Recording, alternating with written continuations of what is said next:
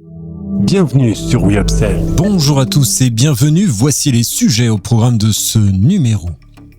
La 11e marque d'Epidis offre l'Italie dans une cup. Funky Veggie revendique un granola n'ayant rien de bizarre. Disney Princess décline une nouvelle gamme avec Mattel. Enfin, pour finir, chiffres et marchés, bilan de Noël 2022 des PGC et classement des enseignes GSA 2022 par part de marché. Voici l'heure de l'Update News de WeUpsells et c'est un plaisir de vous accompagner pour ce récapitulatif de l'actualité de la semaine autour des sujets de la distribution, de la relation client et du field advocacy. Avec le soutien d'Upsells, force de vente supplétive, nous traiterons des tendances, des derniers chiffres et nouveautés. On se retrouve juste après ça. Update News, l'actualité conso et action commerciale de WeUpsells. Tous les vendredis, un rendez-vous animé par Benoît et proposé par Upsell, spécialiste de la force de vente externalisée et supplétive. La 11e marque d'Epidis offre l'Italie dans une cup. La PME nordiste Epidis, filiale de TWF, signe sa 11e marque en produits du monde. Après l'Asie, le Tex-Mex, l'Inde et l'Orient, Canosa est spécialisé dans les produits italiens. Basée à Bologne depuis 2015, la PME familiale Canosa propose une gamme de pâtes Albranzo en cup et cuite en 3 minutes au micro-ondes ou dans de l'eau bouillante. Cette dernière se compose de 6 recettes au lancement, dont carbonara, bolognesa ou encore funghi porcini. Le design a été conçu pour la France avec des recettes 100% clean label, avec cette gamme à prix compétitif. Dotée d'un Nutri-Score B, sans colorant, sans conservateur et sans arôme artificiel, nous visons les jeunes urbains pressés, explique José Lafuente, directeur général de TWF. La marque propose aussi une cup de 250 grammes 100% papier et 100% recyclable. Les produits sont entre autres référencés chez Auchan et bénéficiant d'une offre jusqu'au 25 avril prochain. En parallèle, Epidis lancera en février une gamme de wraps au rayon pain préemballés avec un Nutri-Score B sur des formats plus petits de 20 et de 15 cm. De belles prévisions en perspective pour la filiale GMS de TWF qui a généré 75 millions d'euros de chiffre d'affaires. Funky Veggie revendique un granola n'ayant rien de bizarre. Beaucoup de crunchy, mais rien de bizarre à l'intérieur. C'est ainsi que Funky Veggie, une petite marque de produits 100% naturel et bio, lancée en 2015, a décrit son granola Nutri-Score A et B. Fabriqué en Bretagne et libéré de tout additif, ce granola recourt au sucre de fleurs de coco, à l'indice glycémique bas et durable car issu de la sève des cocotiers. À la place de l'huile, des purées de graines de sésame et de cacahuètes, lie les flocons pour obtenir la composition la plus naturelle possible. De plus, la recette se compose également de flocons de pois chiches pour un petit déjeuner plein de nutriments.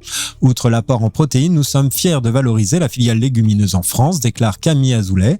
Résultat, un produit 50% moins gras et 30% moins sucré que la moyenne du marché, riche en fibres, source de protéines pour la référence cacahuète et vegan friendly. Commercialisé dans les rayons petit déjeuner, céréales en GMS ou en ligne, ce granola récemment labellisé E+, s'adresse à des consommateurs en quête de produits de qualité et gourmands.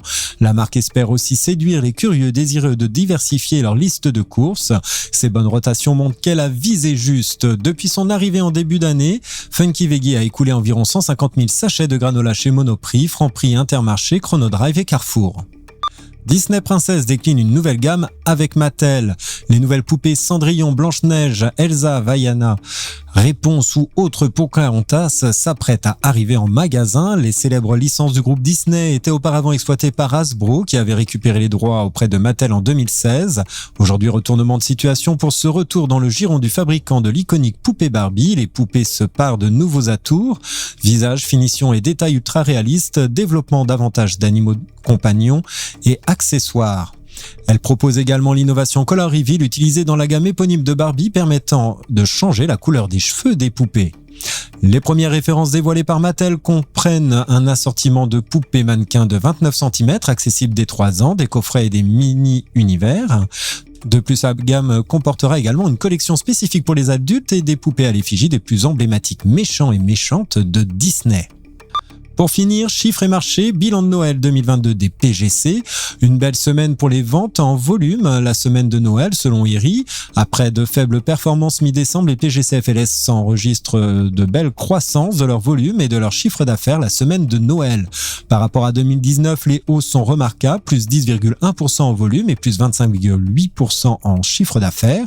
Le e-commerce GSA, dont le poids est traditionnellement plus faible en fin d'année, est le circuit le plus dynamique en volume avec 4,5% 16% de plus versus 2021 et plus 16% en valeur. Dans les magasins physiques, le développement de la fréquentation porte la tendance. En effet, le trafic est en augmentation de plus de 10% la semaine du 19 décembre 2022 versus 2021, avec en tête celui des points de vente de 3600 à 7500 mètres carrés. En phase avec ce renforcement des visites, les enseignes d'hypermarchés sont bien orientées en volume, plus 2,1%, et en valeur, plus 13,6%, observe Viry dans sa dernière note.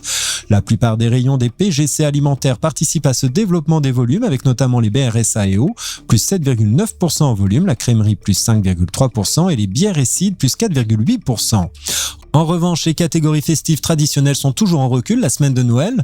Les volumes de foie gras frais apertisés chutent de 17,2%, ceux des champagnes de 6,6% et les spécialités glacées de fin d'année chutent de 3,2%. Enfin, classement des enseignes GSA 2022 selon les parts de marché. En 2022, l'année a été mouvementée, mais ce sont les indépendants et les discounters qui ont tiré leur épingle du jeu. Le classement est donc le suivant. Leclerc domine le classement avec 22,2% de parts de marché et l'enseigne voit même ses parts de marché en légère hausse de 0,2 points. Intermarché est second du classement avec 14,2% de parts de marché. Cependant, l'enseigne affiche un léger recul comparé à 2021 de moins 0,2 points. Système U demeure stable et atteint 11,6% de part de marché. Carrefour est 4e à 9,9%. Lidl est 5e à 7,9% de part de marché avec une progression de 0,3 points comparé à 2021. C'est la meilleure progression d'ailleurs de 2022. La dimension Carrefour Market est 6e avec 7% de part de marché, une croissance stable. Auchan est 7e et reste stable avec 6,3%. Carrefour Proximité est 8e avec 2,8% de part de marché, une légère progression de 0,1%. Aldi en pleine progression en France avec l'élargissement de son parc de magasins est 9e à 2,8% de part de marché. En 9e position, on retrouve Auchan Supermarché, 2,2% d'ailleurs de part de marché et un recul de 0,1 point.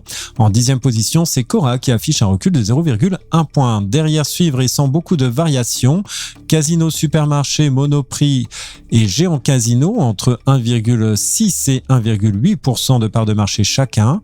Franprix et Casino Proximité, de même que Netto, varient entre 0,7 et 1,1% de part de marché.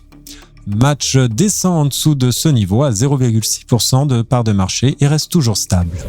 Merci de votre écoute et nous nous retrouvons la semaine prochaine. En attendant, abonnez-vous à la chaîne et au podcast de WeUpsells pour ne manquer aucune actualité. Enfin, n'hésitez pas à commenter, à réagir sur les sujets. Les équipes d'Upsell et moi-même, nous vous souhaitons une bonne année et d'excellents moments à tous.